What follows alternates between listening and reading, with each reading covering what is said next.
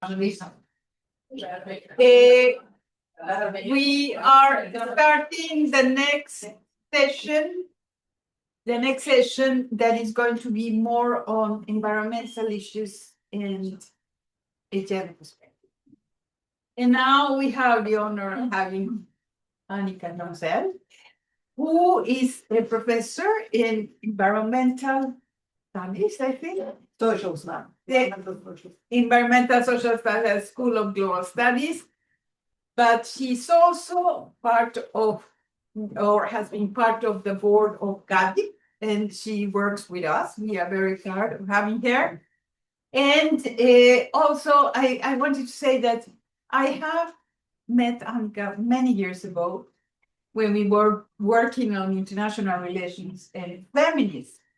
And now she has become more focused on gender issues, but also I think Annica is a very good example of what most academic people should be. I have been an academic person. That means being very serious on her research and everything, but also an activist.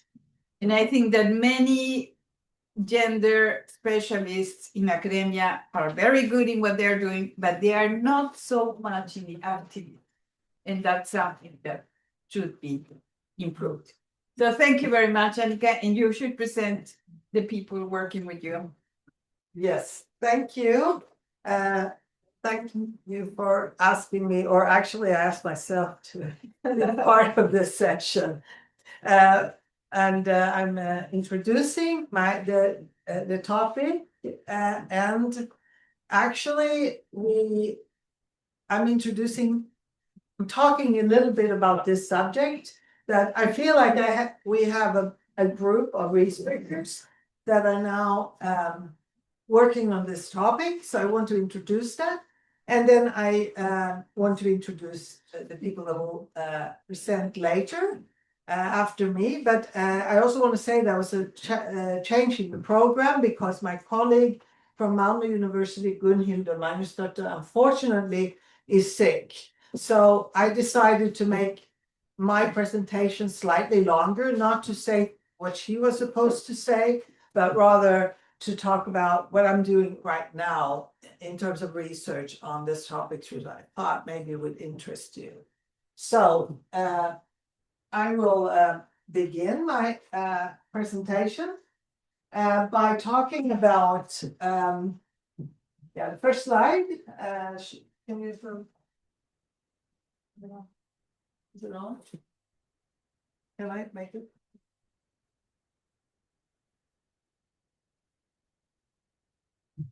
Over here again. No, the slide, the first slide.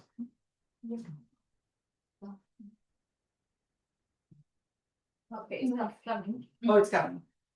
Okay, because I want to say what the starting point from this research that I've been conducting since around 2010 is this issue of what that I noted together with some other colleagues, the very deep injustices that we can see when it comes to climate change.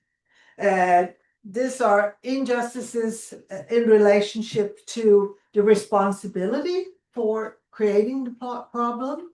There are injustices in terms of the effects of climate change. So not everybody is affected the same way.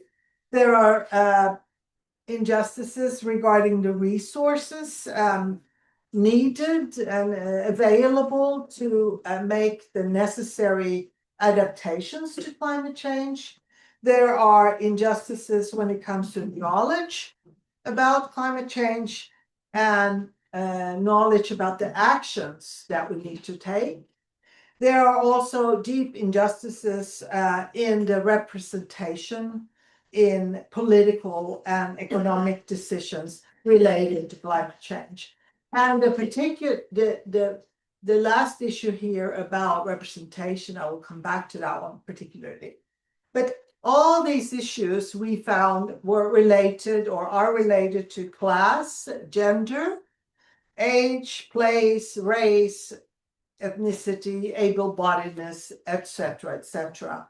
But the problem that we saw was it has long been ignored in climate policy making. So this is kind of the starting point for all the research that we have done since.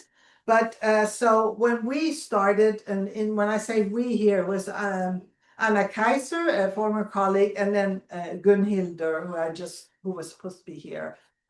We started this, and what we aimed to do was to just simply get some recognition, like get it out there that we have to recognize this problem. And also we thought it was very useful also to think around how can we make this a research problem for us and for others. And in the beginning, it was really quite tough because people weren't so interested in it. I think that they have become much more interested and much more realizing that these are issues we really need to take to heart and work with. So we did applications like you do in academia, and refusals until one day in 2018, when we received a very large grant from Formas on this a project, which has then run until 2024. And Nana Rusk, who's there, I thought you were sitting here. Nana Rusk, who you will meet in a little while, she became a PhD student in the project, and she has focused on the local level. And you will hear about her findings in that context of Göteborg particularly, I think. But we've also studied Malmö and Umeå, and we've also studied the national agencies as well in this project. And we have lots of publications, including a final report, and they're all open access. And this includes some very late pieces that we just published. So, and I'm sorry, the screenshot is on the Swedish page, but it also is in English. We have to both. It's a double, right? It's in English and Swedish. But this is the Formas project that we got. It's a final project, but you can find the documentation from that project, and everything's open access. So if you're interested in hearing more about it, reading some of the stuff we've done, it's there. So we were lucky, and we've. I think Formas is happy with what we have accomplished, and we were actually so lucky again, or we've developed some competence. So we applied for a big research grant with something called Nordforsk that we just received last year. And what it does is it follows up on this first study and uses the same theoretical framework and methodologies, but it has a comparative approach. So what we're doing is here we're looking. The first project looked at Sweden only, national and local. This other project is looking at Sweden, the Nordic countries, and the Baltics. And I have my research assistant, or our research assistant, Wilma, there she is, Wilma Henning. She will talk about this project a little bit more after I'm finished here. So this is kind of the success story. I feel like it's kind of a success story, but at this moment, when I'm in Garib, but I'm taking a bit of a leave from all the activities in Garib, because I was awarded a sabbatical by the Riksbankens Jubileumsfond, so which means I could write a book, and I decided to write a book on all this stuff. So I decided to write on taking an ecofeminist perspective on climate change governance, and I've been writing this book, and I wanted just to share with you like I'm working through the chapter, so I have a fourth chapter, which I have the first draft done. And then the second chapter, which I'm just working on right now. So I just wanted to share some of that insights from it. And it's of course related to these projects because it's an attempt to summarize the works in a book form, academic book form. So I want to take a few minutes, the few last minutes now to talk about this book project. Yeah. So this is Ecological Feminist Perspectives on Climate Change Governance. And there you see my title again, if you didn't hear what Edma said, since I didn't present myself in any more detail. So this has several chapters, and it talks about injustices in the first chapter and how gender is connected to climate change. The second chapter, or actually the third, because first we have an introduction, speaks about the institutional approach that I take.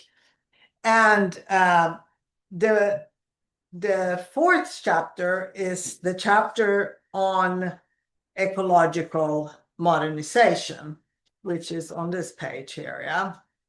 And so I talk here about ecological modernization. I don't know if I went the wrong way, sorry. I don't know if you know what ecological modernization is. I've been very brief about it, but I am studying ecological modernization, which is we could say in the Western world, the now preferred way to handle environmental issues, climate issues, sustainability issues. So it's a kind of logic of government, which many researchers call ecological modernization. So I am not, of course, the first to point out that there are limits of ecological modernization, but I do this then in a critique, which takes a ecological feminist perspective. So in that sense, it's pretty unique. I hope. So the idea then is ecological modernization. Very briefly, is this kind of idea that we can go ahead with economic development, economic growth, and we can do climate action anyway, and we can have environmental goods anyway. We can deal with both those. This is not a problem. So that's a kind of underlying idea.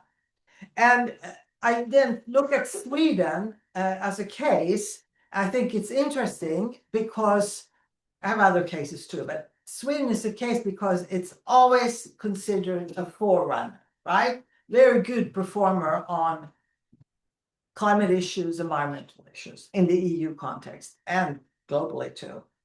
But I think it's really an example now, what we're seeing now is how there is a limit of ecological modernization, because we're seeing that the climate targets are missed. We have the climate policy, climate council, Klimatpolitiska rådet report, which says this. It came recently. We have the Environmental Protection Agency report that said it. We have an OECD performance review report from 24 that also said this, that the climate targets will be missed in the future, Sweden's. And we also see that biodiversity and forest health is in severe decline. So it's also affecting other ecological issues. And we see also, and this is very interesting to me, that the sectors that are related to what I call here social reproduction, which is a very low carbon area, by the way. I mean, so it doesn't matter, it can grow. It's not going to give us climate emissions to any great extent, but that's excluded completely from ecological modernization and continues to be so. So what the ecological modernization gives us is a technocratic, market-oriented thinking that then dominates policy. And what we are seeing that Sweden was a forerunner, but at the same time, we see that how very volatile that strategy is. Because as soon as politics change, the laws, they can change somehow, or they don't have to be adhered to. They can be much more flexible. So we're seeing a development where Sweden has quickly become a non-forerunner anymore. It's actually a backrunner. I don't know what the word is for that. So this technocratic market-oriented thinking, when it dominates policy and policy making, it means that there is no room for care, there's no room for justice, and there's no room for structural transformation. It's rather that ecological modernization stabilize somehow the status quo, but at the same time, it's very volatile, as I think the Swedish case shows. So this is what I argue in the fourth chapter of my book, and I also have some other examples, but I just want to go into to a few words about my fifth chapter. And that chapter is about who governs the climate. It's about representation, agency, and politics of inclusion. And of course, we know that climate governance is not gender neutral. You can see, though, over the years, and I have shown some statistics and things like that in this chapter, that women, youth, and marginalized groups, they have actually been increasingly included in different fora and different ways. It's been kind of slow and it's incremental, but we can say they may remain underrepresented in the global climate regime, even in national delegations, in EU institutions, and sectoral agencies as well, the ones that work with energy, transport, etc. So we can see that it's still in most places under 40% if we look over Europe. And that would be still, everything under 40% is considered a democratic deficit, right? So this is a problem. But also the tricky part here, which I'm working on right now, is it's really that we can also see that more women doesn't necessarily mean more transformative governance, right? It's not necessary that women are, so it becomes more complicated. How can we get more climate transformative governance while maintaining democratic practices of inclusion? So we know, for example, again, Sweden is very high scoring on the EU's gender equality index. It's the highest among all the countries, but we're still seeing this problem that I'm talking about, the limits of ecological modernization.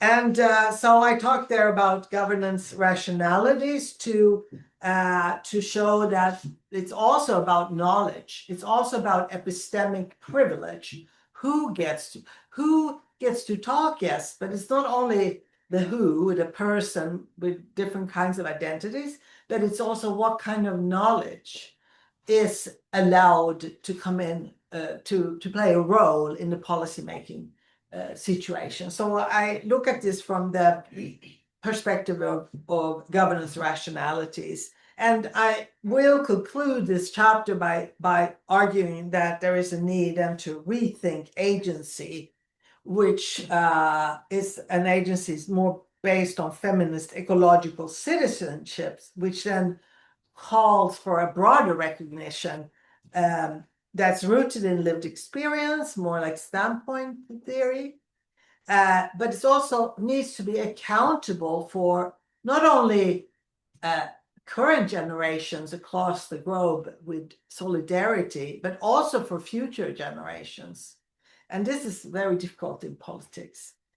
And also, last but not least, inclusive somehow of non-human life, of all the species and ecosystems as well. So it's a complicated process, but I'm trying to work on this. And then this is my critical chapters.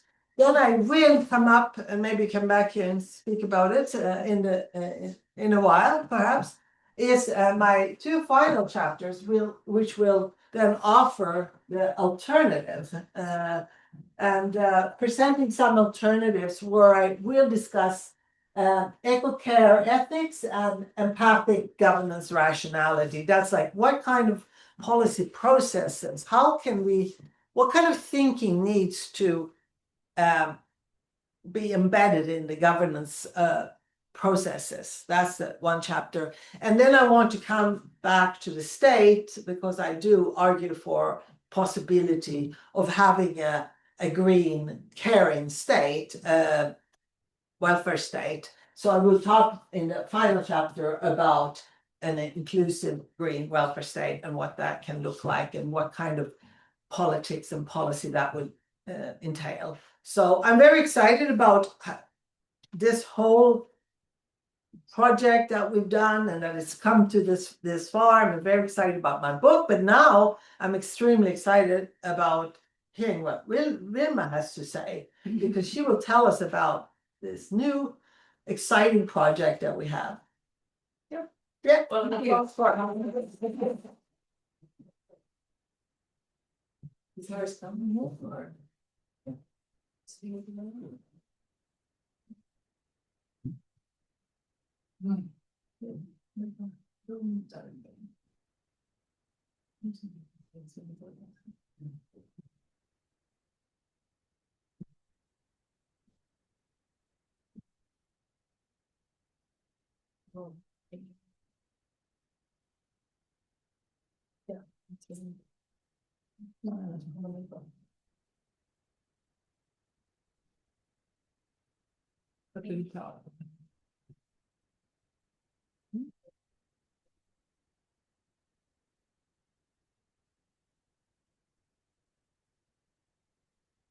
So hello everybody. As Annica said, my name is stand there.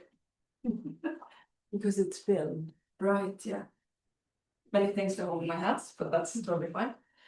So as Annica said, my name is Wilma Henning, and I'm a research assistant at the University of Gothenburg. And I'm here today to talk about this very interesting project called Gender Norms and Practices in Nordic and Baltic Climate Policy Institutions. Let's see if I press the right. Yeah.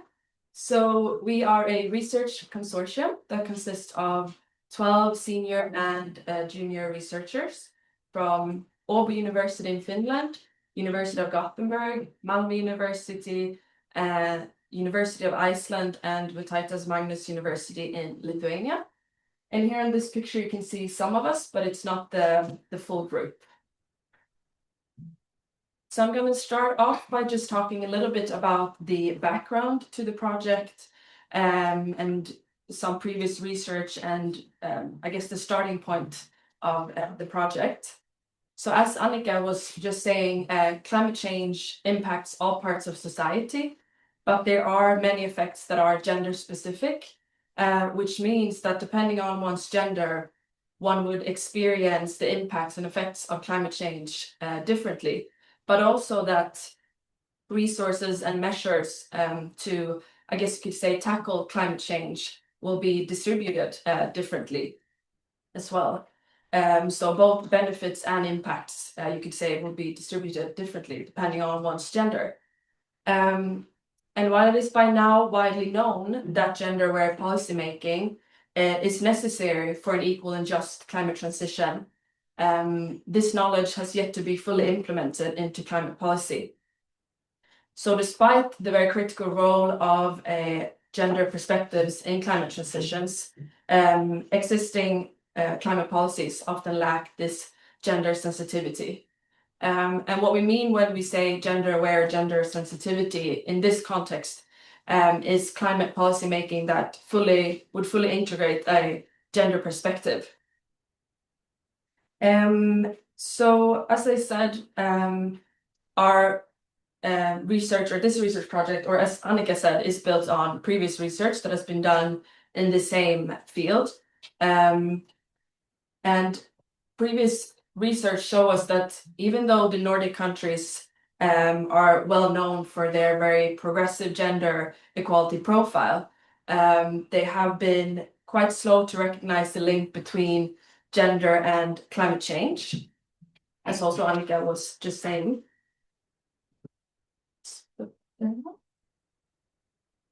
And previous research also tells us that gender equality in climate transition requires more than simply just increasing the number of women in policymaking institutions. There's need to be other changes as well, not just more women, even if obviously it's very important that there are more women in climate policy institutions. But this is why there is a need to study the institutional practices of climate institutions to investigate further the challenges and obstacles for policy making that recognizes and implements gender awareness. So better recognition in climate policy, better recognition of gender in climate policy will be beneficial for a climate transition because it will allow for new framings of climate change that goes beyond this techno-scientific framework and will open up new paths and avenues for other types of knowledges to shape that discourse. So the aim of the project is to study how gender equality is understood and practiced by Nordic and Baltic climate institutions. And the project hopes to contribute with increased knowledge of how to create gender-sensitive climate policies by examining the climate institutions' practices and challenges in integrating gender aspects. And the project asks mainly 3 questions. And the first one is, how is gender made relevant in the climate transition through climate policy making in the Nordic and Baltic states? And then it's also, what are the institutional challenges and obstacles to include and implement gender in climate policy making and institutions? And the last one, what are policy options or policy practices that can advance an inclusive gender sensitive climate transition?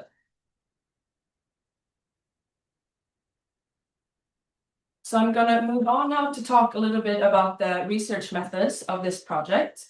So as Annica mentioned, it's a comparative study because it studies the 8 countries of the Nordic and Baltic regions and studies and compares how these different countries work with gender-related issues in their climate institutions. So we will be looking at, as I said, the 8 countries that are Sweden, Finland, Denmark, Norway, Iceland, Estonia, Latvia, and Lithuania. And we will be focusing on governmental climate agencies and ministries, and focus mainly on 2 sectors that are the energy and transport sector. And one of the reasons why we're focusing on these 2 sectors is because they are some of the highest carbon emitting sectors, which then arguably makes it very important to study and see how they work with climate transition.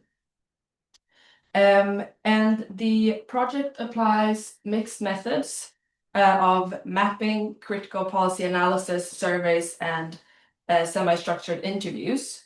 So for the mapping, we will look at how policymakers in these climate institutions we will map the policymakers in terms of sex and educational background within these climate institutions to see and explore to what extent male or female bodies are represented among policymakers, but also to look at what levels and areas they are active.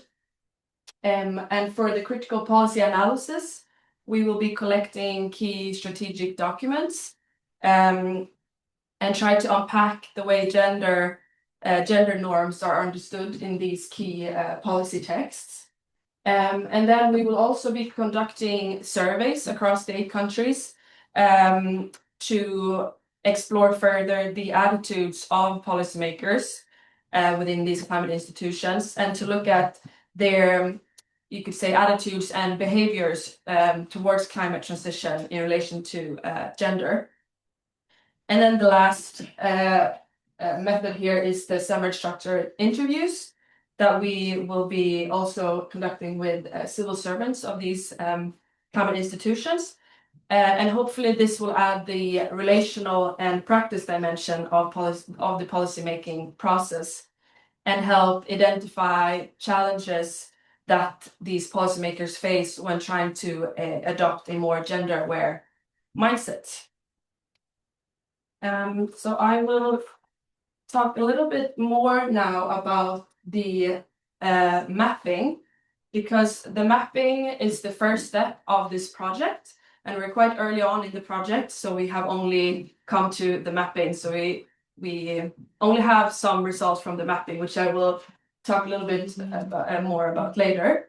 But as I mentioned, in the mapping process, we were interested in mapping climate institutions such as ministries and agencies, and look for representation in terms of sex and educational background. And when collecting data, we were mainly interested in collecting 4 different types of data. So gender segregated data of all staff working with climate transition within these institutions, but also gender segregated data of leadership positions within these institutions. And then thirdly, the educational background of the staff, both employees and leaders who work within these institutions. And for educational background, we were thinking we might categorize it into 3 different categories when we look at the educational background. So we chose to categorize it as STEM, social science, and humanities, which also includes law and then economics. But we haven't really gotten this far in the mapping process, so we don't have any results for this data yet. And then lastly, we are interested to see if these climate institutions have any gender equality experts. And so far, we've been collecting data from Sweden, Denmark, Finland, Iceland, and Lithuania. And we will continue with Estonia, Latvia, and Norway. So how the data was collected from these countries was by using mainly 2 types of methods. So the first one was just to look at the governmental websites and see if the employees working within the climate institutions were listed there. And then the second one was just contacting the institutions directly and ask for them to compile the data. So for Iceland and Finland, this nominal gender data was collected from governmental websites. And it should be noted that the accuracy of this data depends on that we assume that they update these websites frequently. But one problem that we encountered when collecting data from governmental websites was that it wasn't really specified what the employees were working with within the institutions. And since we were mainly interested in people working with climate transition in climate institutions, we wanted to distinguish that from the rest of the employees. But in some cases, we couldn't really do that from the governmental websites. So that obviously will have affected the data. But for Denmark, Sweden, and Lithuania, we emailed the agencies and ministries and asked them to compile gender segregated data of all their employees and leaders working with climate transition. So this allowed the agencies to themselves decide who to include in the data based on a broad definition of working with climate transition. However, many of the agencies and ministries that we looked at didn't necessarily have a department for climate transition. Rather, this was something that worked more broadly on within the institution. So it was a bit difficult for them to know who to include. And this may have resulted in differences between how the agencies and ministries compile this data. Some might have included very strictly, whereas others have included more broadly. So this will also have affected the data in a sense. But to now move on to some of the early results from this mapping that we've been doing. So preliminary results of the data that's been gathered from Sweden, Finland, Denmark, and Lithuania show that these key climate institutions are in general either gender balanced or overrepresented by female civil servants. The results are not as consistent when looking at leadership level, but even there, many of the countries have over a representation of women. And we then asked, what can this tell us? And I mean, it's a bit too early to draw any definite conclusions from this data. But one thing that we found to be very interesting is that these Nordic and Baltic climate institutions that we've been looking at so far seems to be female dominated, whereas these sectors, the transport and energy sector, on a global level are male dominated. So there's a bit of a difference there that we will look further into when we continue with the project. But I just want to note also that the numeral mapping that we've been doing so far is quite limited in presenting the substance and reality of climate policy. And as previous research shown, and also what Annica was talking about, previous research does not necessarily support the idea that a male-dominated sector institution will automatically change just because there is an increase of female civil servants. So therefore, this mapping that we've been doing only kind of serve as a background on which we will build the broader research. So we will strengthen this base that we've now started to collect with, as I mentioned, the critical policy analysis and interviews and surveys. So in the next steps now moving forward, we will continue to map, as I said, Norway, Estonia, and Latvia, but also to map the educational background to support this numeral representation. And then we will also start with the critical policy analysis. And there we will be looking at documents and study them to seek to understand how gender is understood and also how femininities and masculinities are expressed, but also what type of knowledge we see to be privileged within these institutions. So the project outcomes that we hope to contribute with is broadening the frames on what climate issues are about, what a climate transition is, but also what it involves and who it includes. And also making institutions extend their focus to social issues and gender equality issues as an integral part of climate policy making, and not just, sprinkling gender equality on top, but to actually fully integrate it within the climate policy making. But also comparative knowledge about institutional practices and possible obstacles for achieving an equal and just climate transition, and knowledge about how individual policymakers understands the significance of gender, but also their own role in policymaking for the climate transition. And lastly, knowledge about policymakers' attitudes towards climate transition in relation to gender, and how their attitudes relate to the advancements of an inclusive, gender-sensitive climate transition.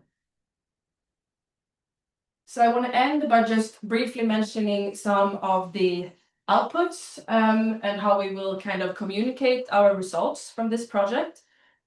So the research findings will be presented through conference papers, articles, book chapters, but also hopefully an edited book. But stakeholders will also be reached via webinars and seminars and so on, hopefully providing opportunities for learning, networking, and fostering connections that kind of goes beyond national and sectorial boundaries. So thank you so much. And actually, I want to end with another note, and Annica did mention it earlier, but we do have a website, and it can be found if you would go into the homepage of University of Gothenburg and just search for the title of the project. And on this website, we will update with publications and news and so on. So that would be the best way if you want to follow on the progress of this project. Thank you.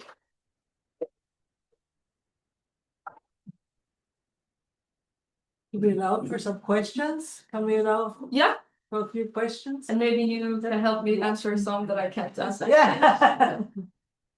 Is there any questions to Wilma here of the project? Yes. Actually, first of all, thank you very much. And actually a question to both of you. You started off, Annica, with the profound injustice.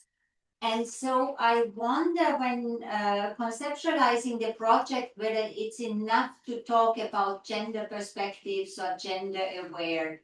Isn't it, if we really want to bring more justice, it needs to go deeper into transformative gender justice oriented approaches. And that's always an issue, I know, when analyzing policies, but I think it makes a huge difference on what we are aiming for. That's one question.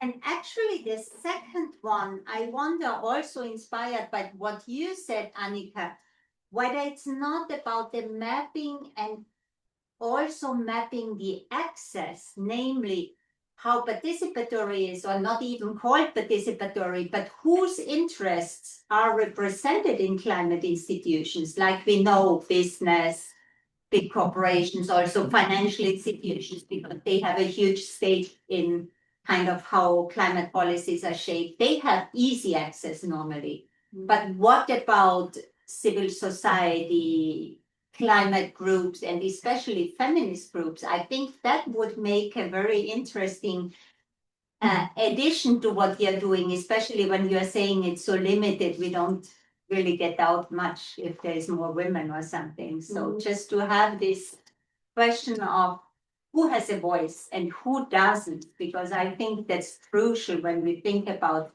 how feminist or not policies can be shaped. Yeah. Yeah, thank you for those great questions. On the first one, I can say that the previous project, which was finished one, so the big one, Gunhild was supposed to talk about. We work with intersectionality, and our intention is to be intersectional here as well. But the problem is that the founding agency, the foundation in Nordfors wanted gender. So it was a strategic choice to use gender first, so to speak. But then we also write about how gender is always intersectionally, if it's about power, we need to look at intersection, and particularly in climate change, I mean, class is very important too, and many different things like that. So we will, in our work, recognize that, but it's a very important point. So it was more research strategic choice.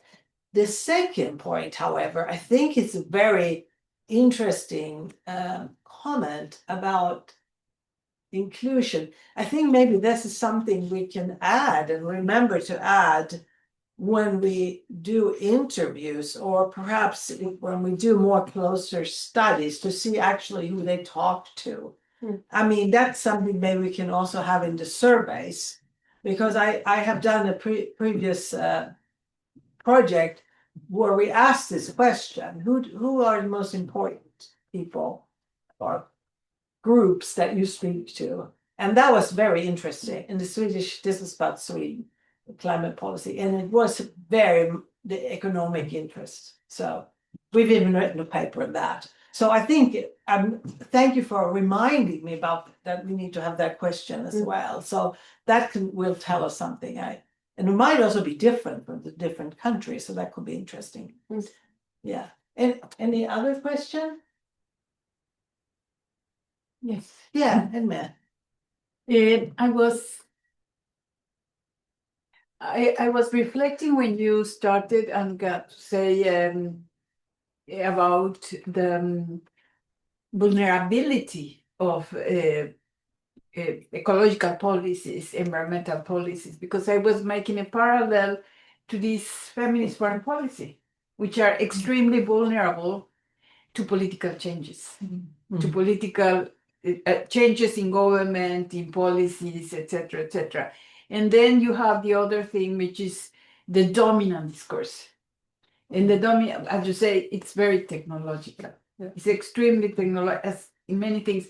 So my question is, how do you make holes in this dominant discourse? Because I mean, something else which concerns me very much is, for example, the militarization of everything now that we have security crisis, etc., etc. And this is the dominant discourse. And it's extremely difficult to go through that and say, no, we don't think this is the crisis you present. So, I mean, what is the strategy to go through this and to go beyond these political changes that make it so vulnerable?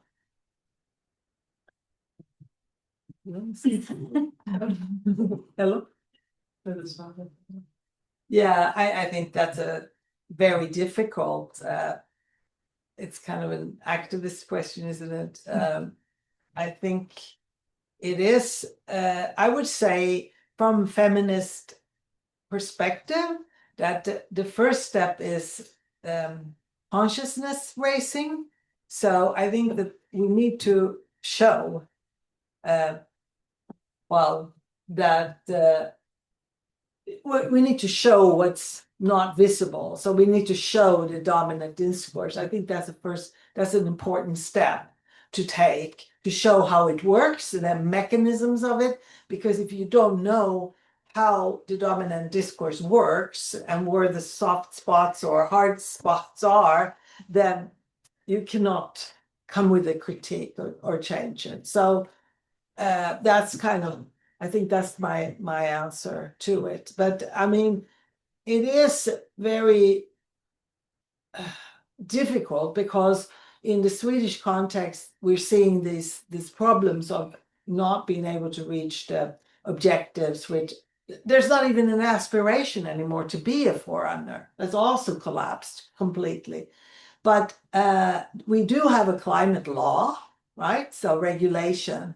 We have the Climate Policy Council that's supposed to give advice and be listened to, and even the government's own agency, environmental agency, says it.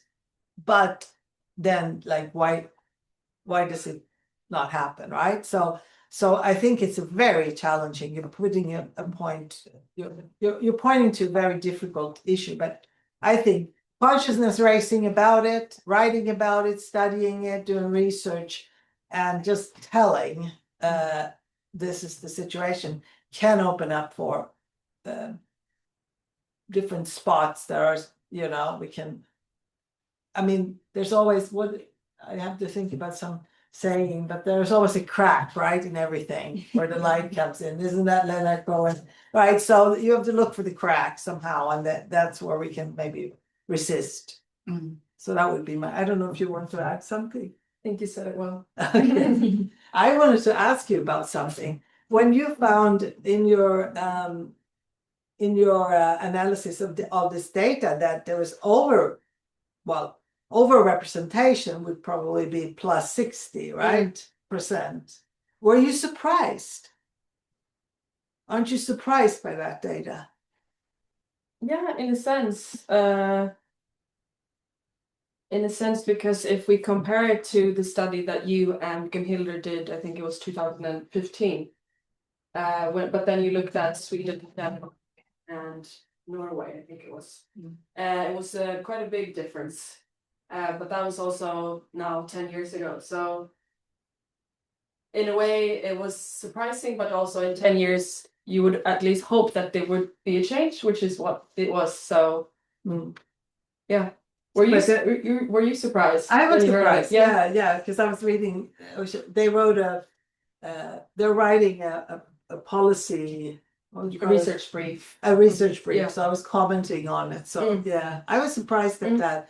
But I think we need, it's kind of it's super interesting, really. That now it's dominated by women in Sweden and the Baltics, yeah. Maybe just to, I mean, comment on that, because I know in development policy issues, like in SIDA and the foreign ministry, women are more present and in law policies. But I mean, some of the analysis of that is that there are areas that are not that interested anymore and that are, ruled by the state. So it could be the same in the climate policy, that this is not an interesting or power issue nowadays. So, I mean, if you want to be fair, super negative, but that could be one explanation. But we have to look into this. Are we on? Now we are in time for Yes. Nana, right? Yeah. It's Yes. we're not running overtime, are we? No. No, okay. So if there are no more questions, I think, we'll move on. Thank you so much, Wilma, for joining us. And then we have Nana, who's carrying out her PhD